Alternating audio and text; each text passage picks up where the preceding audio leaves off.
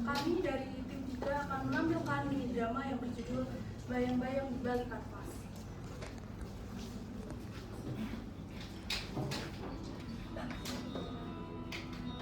Studio itu berbau pinar, keringat, dan harapan. Terletak di lantai 2 sebuah ruko tua di jalan. Tempat itu adalah saksi bisu dan 5 tahun persahabatan antara Narendra dan Pusara. Sejak duduk di bangku SMA hingga bangku kuliah, mereka adalah dua kutub yang saling melengkapi. Narendra adalah seorang penguasa logika, melukis garis lurus dan memahami teori sampai ke spektur terkecil. Namun, kritikus selalu berkata, Narendra adalah mesin, bukan seniman. Baskara sebaliknya, dia berantakan, impulsif, dan sering kali malas. Namun, ketika puasnya menyentuh kanvas, ada sihir yang tercipta. Ia tak melukis apa yang ia lihat, melainkan apa yang ia rasakan. Rasa iri menyelimuti Narendra. Ia benci betapa mudahnya Baskara mendapat ujian, sementara ia harus bekerja 10 kali lebih untuk mendapat anggukan sopan dari dosen.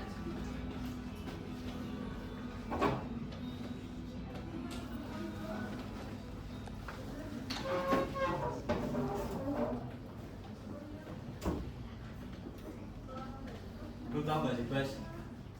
Tadi pagi, kritikus Galeri Nasional telepon gue. Dia bilang, lukisan gue terlalu simetris. Mereka cuma nggak paham aja sih, Ren.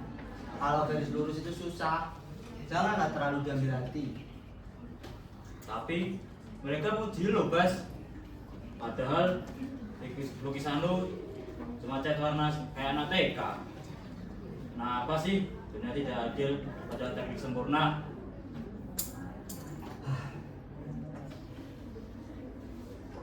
Gini, Ren. Menurutku, seni itu bukan soal benar atau salah, tapi soal rasa. Suatu hari nanti, kita nggak akan makan mie instan dibagi 2 lagi. Kita akan makan steak di Paris sambil melihat karya kita tergantung di logo. Oh ya, tadi gue nemu brosur kompetisi nih. Sebentar, gue kasih tahu.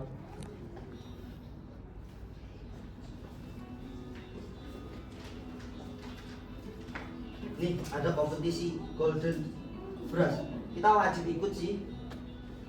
Jadi lo juga bisa buktiin ke semua orang kalau karya lo itu juga ada nyawanya. Ayo, kita daftar.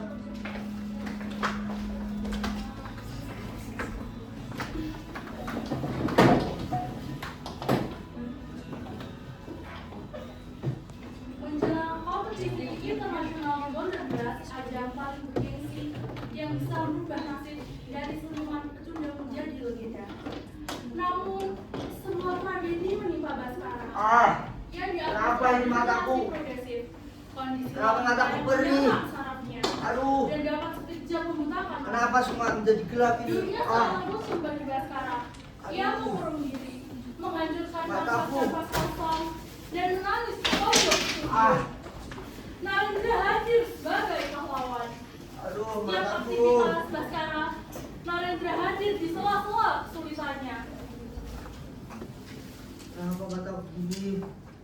Dokter bilang, lu degenerasi progresif. Saraf mata lu mati, Bas. Maafin gue. Gua hancur, Ren. Gua seniman yang gak bisa melihat warnanya sendiri.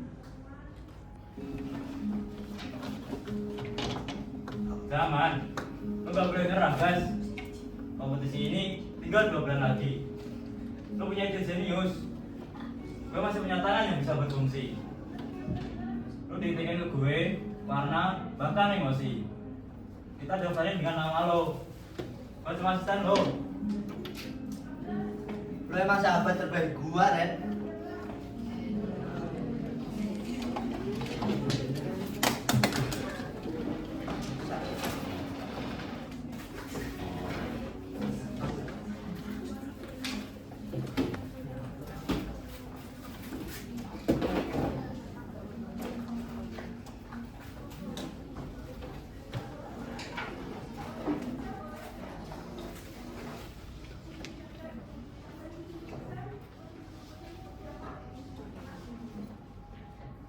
Pakai pigmen rahasia ini, Ren. Ini resep kuno agar lukisan kita abadi 100 tahun.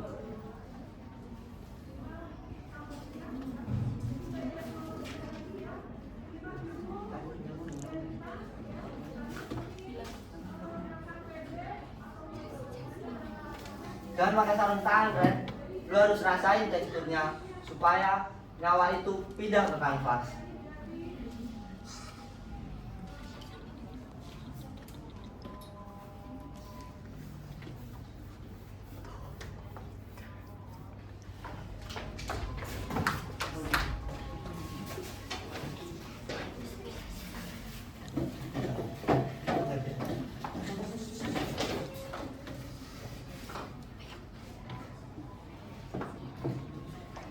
Malam penganugerahan di Singapura adalah malam yang glamor.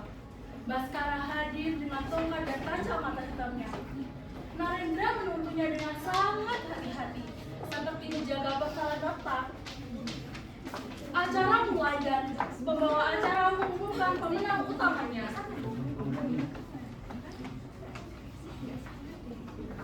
And the winner of this year's International Golden Brush with award and title The Inner Sight went to Narendra Maharaja.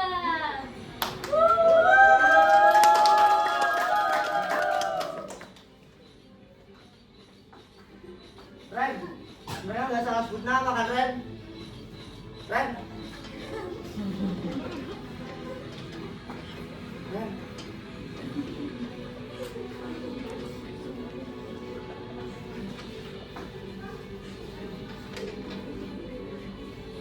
Thanks for the words. I'm very proud as my life.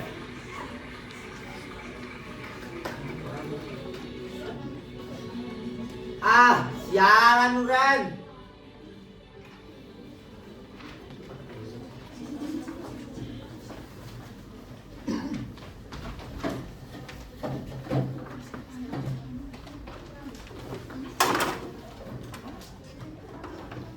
Dua jam setelah acara, Baskara menunggu di ruang hias pribadi Narendra.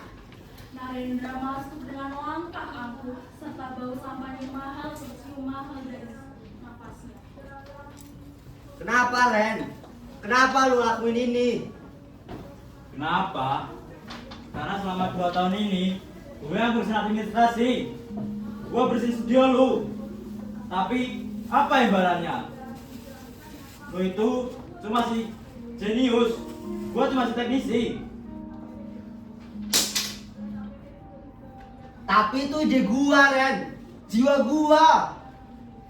Semua orang gak bakal percaya sama lo. Lo itu buta, lo gak punya bukti. Semua orang juga lihat lukisan di kanva hari demi hari itu. Di mata dunia, lo itu cuma teman yang iri sama kesuksesan gue. Tongkatku. Jangan kembali ke studio. Barang-barang lo udah gua buang ke sampah. Nikmatin kegelapan lu, Bas. Itu tempat buat orang yang cuma bisa bermimpi tanpa bekerja. Tolong. Tongkatku mana? Ayo geser. Aduh, mataku. Tolong. Ayo saya pelan. Baskara pulang ke Jakarta dengan bantuan seorang pelayan hotel yang kasihan kepadanya. Ia kembali ke kontrakan sebelumnya, bukan ke studio. Namun, ia tidak menangis. Ia hanya duduk di kursi tua, menatap kegelapan yang kini permanen. 1 minggu kemudian, Narendra berada di puncak dunia. Ia diundang ke berbagai acara bincang-bincang, dan pameran tunggalnya di Paris sudah terjual habis sebelum terbuka. Namun, sebuah masalah muncul. Narendra merasakan gatal di telapak tangannya. Gatal itu berubah menjadi kemerahan, lalu kulitnya mengelupas sampai ke daging. Tidak hanya itu, setiap Narendra mencoba memegang kuas, tangannya gemetar hebat. Akhirnya, ia pergi ke dokter terbaik di Paris.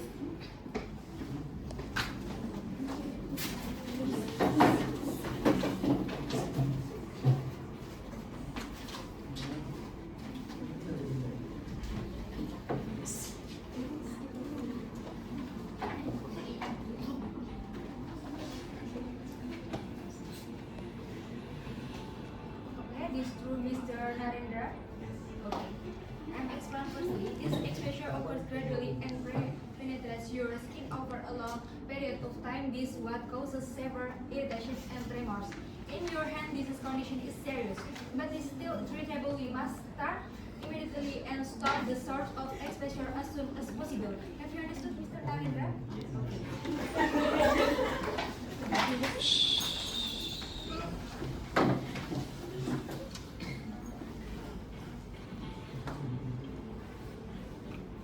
Narendra teringat sesuatu. Selama mengerjakan lukisan The Inner Sight, Baskara selalu memberinya campuran cat khusus yang katanya adalah rahasia pigmen kuno, agar warna lukisan itu tidak memudar selama 100 tahun. Baskara yang menyiapkan paletnya, Baskara yang mencampurkan minyaknya setiap hari selama 4 bulan. Narendra bergegas keluar ke Jakarta, mendatangi dokter tua di Jalan Melati.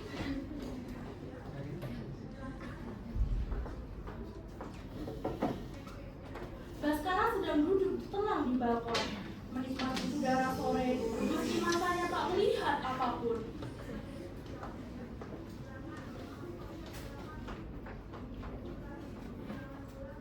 Lu gue racunin pakai cat itu. Oh, lu udah rasain, Ren? Gua tahu lu hianatin gua. Gua udah tahu sejak bulan pertama kita garap lukisan itu. Waktu gua gak sengaja dengar telepon lu sama pihak galeri soal pendaftaran nama tunggal. Jadi, lu sengaja? Gua emang buta, Ren. Tapi indera penciuman gua tajam. Gua cium bau pengkhianatan di nafas lu. Lu ingin tahan gua biar lu jadi jenius kan? Gua kasih ide itu. Tapi sebagai gantinya gua ambil tangan lu. Lu punya ketenaran, punya uang hadiah itu. Tapi gak akan bisa lukis lagi seumur hidup lu. Dan satu lagi, Ren. Gua gak buta karena penyakit. Gua sengaja campurin cairan kimia ke mata gua sendiri. Supaya lu kasihan dan nawarin bantuan itu. Gua korbanin mata gua cuma buat mastiin elu masuk ke jebakan ini.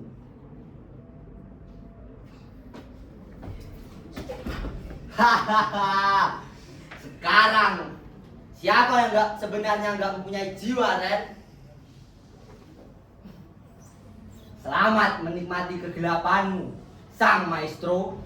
Baskara melangkah pergi meninggalkan Narendra yang hancur di tengah mahakaryanya yang kini menjadi kutukan.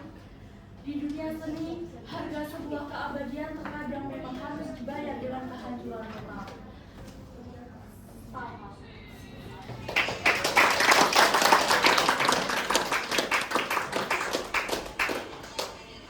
Sekian penampilan dari tim kami. Terima kasih.